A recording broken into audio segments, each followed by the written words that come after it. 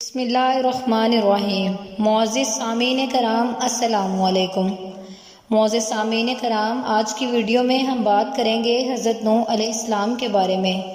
قرآن مجید کی بہت سی آیات میں حضرت نوح علیہ السلام کے بارے میں بیان کیا گیا ہے اور مجموعی طور پر قرآن کی 29 صورتوں میں اس عظیم پیغمبر کے بارے میں گفتگو ہوئی ہے۔ ان کا نام 43 مرتبہ قرآن پاک میں آیا ہے۔ مورخین و مفسرین نے لکھا ہے کہ نوح علیہ السلام کا نام عبد الغفار یا عبد الملک یا عبد الاعلیٰ تھا، اور نوح کا لقب انہیں اس لیے دیا گیا کیونکہ وہ سالہ سال اپنے اوپر یا اپنی قوم پر نوحہ و گریہ کرتے رہے۔ آپ کے والد کا نام لمک یا لامک تھا۔ نوح علیہ السلام اللہ تعالیٰ کے پیغمبر تھے۔ آپ نے تقریباً 950 سال تک لوگوں کو اللہ کی طرف بلایا، مگر آپ کی قوم کا جواب یہ تھا کہ آپ بھی ہماری طرح عام آدمی ہیں۔ اگر اللہ کسی کو بطور رسول بھیجتا تو وہ فرشتہ ہوتا۔ صرف 80 لوگوں نے ان کا دین قبول کیا۔ نوح علیہ السلام تمام رسولوں میں سب سے پہلے رسول تھے جنہیں زمین میں مبعوث کیا گیا تھا۔ نوح علیہ السلام نے ان کے عذاب کی بد دعا فرمائی، جس کے نتیجے میں ان پر سیلاب کا عذاب نازل ہوا۔ اللہ تعالیٰ نے آپ کی قوم پر عذاب بھیجا اور آپ کو ایک کشتی بنانے اور اس میں اہل ایمان اور ہر چرند پرند کے ایک جوڑے کو رکھنے کو کہا۔ تب طوفان کی شکل میں عذاب آیا اور سب لوگ سوائے اس کے کہ جو حضرت نوح کی بنائی ہوئی کشتی میں سوار تھے ہلاک ہو گئے۔ آدم علیہ السلام کے دنیا میں آنے کے بعد ان کی اولادیں خوب پھولی پھلی، لیکن ایک مدت گزر جانے کے بعد وہ لوگ خدا کو بھول چکے تھے اور ایک خدا کی بجائے انہوں نے مٹی اور پتھر کے کئی خدا بنا لیے تھے۔ نہ صرف ان کی عبادت گاہیں بتوں سے اٹی پڑی تھی بلکہ ہر گھر میں بت رکھے ہوئے تھے جن کی وہ پوجا کیا کرتے تھے اور ان سے مرادیں مانگا کرتے تھے۔ نوح علیہ السلام نے اپنی قوم کو اللہ تعالیٰ کے احسانات جتا کر سیدھے راستے پر لانے کی تلقین کی اور اس بری راہ سے منع فرمایا۔ ان لوگوں نے حضرت نوح علیہ السلام کا مذاق اڑایا اور کہا، بھلا یہ بتاؤ کہ تم نبی کیسے بن گئے؟ تم تو ہمارے جیسے گوشت پوست کے بنے ہوئے ہو اور ہم میں ہی پیدا ہوئے ہو۔ تم میں ایسی کون سی چیز ہے جس سے ہم تمہیں نبی سمجھیں؟ اور اگر خدا کو نبی بھیجنا ہی تھا تو وہ کسی فرشتے کو نبی بنا کر بھیج دیتا۔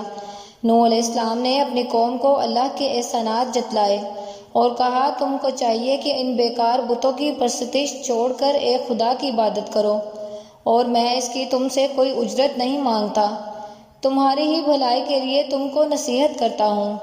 نوح علیہ السلام نے کوئی 950 سال تک اپنی قوم میں وعظ و تبلیغ کی اور کوشش کی کہ وہ خدائے واحد کے سچے پرستار بن جائیں، مگر ان پر کوئی اثر نہ ہوا، بلکہ حضرت نوح علیہ السلام وعظ فرماتے تو ان کو مذاق مستی میں اڑاتے، کانوں میں انگلیاں ٹھوس لیتے تاکہ ان کی آواز کانوں میں نہ پہنچ جائے۔ صرف چند لوگ تھے جو آپ پر ایمان لائے۔ قوم کی یہ سرکشی اور نافرمانی دیکھ کر نوح علیہ السلام نے اپنے رب کو پکارا، اے اللہ، میں تو اس قوم سے تنگ آ گیا ہوں، اب تو ہی ان سے بدلہ لے۔ اللہ تعالیٰ نے حضرت نوح علیہ السلام کو حکم دیا کہ ایک کشتی بناؤ، اور یہ بھی حکم دیا کہ دیکھنا اب کسی کی سفارش نہ کرنا، اب ان پر ضرور عذاب نازل ہو کے رہے گا۔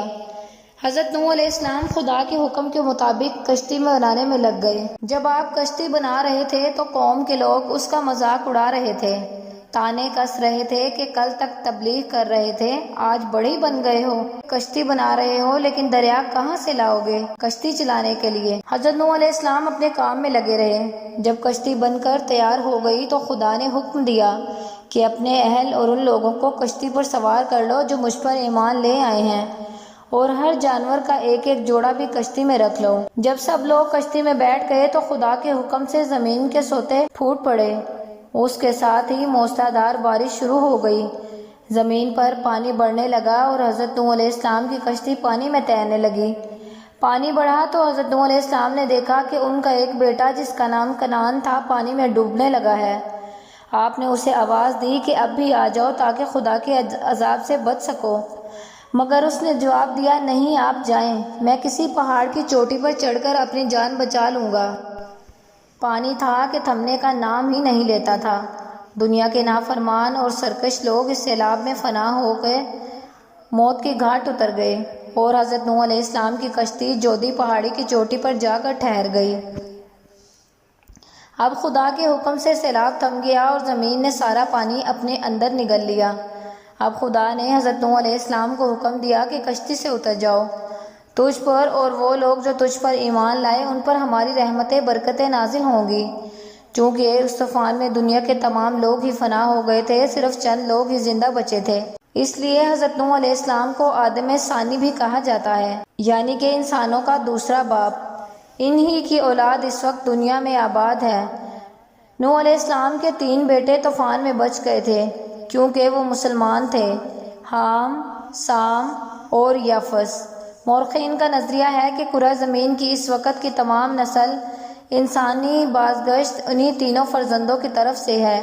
ایک گروہ حامی نسل ہے جو افریقہ کے علاقے میں رہتا ہے، دوسرا گروہ سامی نسل ہے جو شرق اوسط اور مشرق قریب کے علاقوں میں رہتے ہیں، اور یافس کی نسل کو چین میں آباد سمجھتے ہیں۔ آذربائیجان میں موجود ایک مزار ہے جس کے متعلق آذربائیجان میں مشہور ہے کہ یہ حضرت نوح کی قبر ہے، اگرچہ قبر نوح کے مقام کے متعلق کئی روایتیں ہیں۔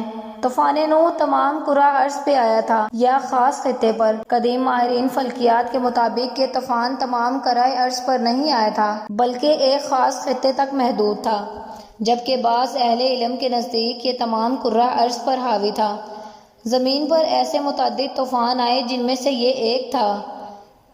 عرب کی اس سرزمین کے علاوہ بھی بہت سے مقامات میں بلند پہاڑوں پر ایسے حیوانات کے ڈھانچے اور ہڈیاں بکثرت پائی گئی ہیں جن سے متعلق علم طبقات یہ کہتے ہیں کہ یہ صرف پانی میں ہی زندہ رہ سکتے ہیں۔ اس بات کو دیکھتے ہوئے اہل تحقیق کی یہ رائے ہے کہ طوفان تمام کرہ ارض پر آیا تھا۔ قرآن کریم کے مطابق کشتی نوح جودی پہاڑ پر آ کر ٹھہری تھی۔ جودی پہاڑ مشرقی ترکی میں واقع برف سے ڈھکی ایک چوٹی ہے، آرمینیا کی سرحد سے 300 کلومیٹر کے فاصلے پر واقع ہے۔ معزز سامعین کرام، جس قوم نے اللہ تعالیٰ کی نافرمانی کی، اس قوم پر اللہ تعالیٰ نے اپنا سخت عذاب بھیجا اور وہ تمام لوگ ہلاک ہو گئے، اور جو لوگ اللہ پر ایمان لائے اور نوح علیہ السلام کی کشتی میں سوار ہو گئے وہ آج بچ گئے، اور انہی کی نسل سے آج یہ دنیا آباد ہے۔ یہ دنیا ایک طوفان ہے اور شیطان ہمیں بھٹکانے والا ہے، اور انبیاء کرام ہمارے لیے کشتی نوح ہیں۔ جس نے انبیاء کرام علیہ السلام کی پیروی کی، اللہ تعالیٰ کے احکام کو مانا، وہ بچ گیا اور اس کی آخرت سنور گئی۔ معزز سامعین کرام، امید کرتی ہوں آج کا یہ واقعہ آپ کو پسند آیا ہوگا۔ معزز سامعین کرام، ایسے واقعات اپنے بچوں کو ضرور سنائیں، اور اس طرح کی مزید اسلامک معلوماتی ویڈیوز دیکھنے کے لیے ہمارا چینل انم وائس 1.m کو سبسکرائب کر لیں اور بیل آئیکن کو پریس کر لیں تاکہ نیکسٹ آنے والی ویڈیو کا نوٹیفیکیشن آپ کو مل سکے۔ ویڈیو پسند آئی ہو تو ویڈیو کو لائک کیجیے گا اور کمنٹ باکس میں اپنی رائے کا اظہار کیجیے گا۔ ملتے ہیں اسی طرح کی کسی اگلی ویڈیو میں، تب تک اپنا اور اپنے پیاروں کا خیال رکھیے گا۔ اللہ آپ سب کا حامی و ناصر ہو۔ جزاک اللہ۔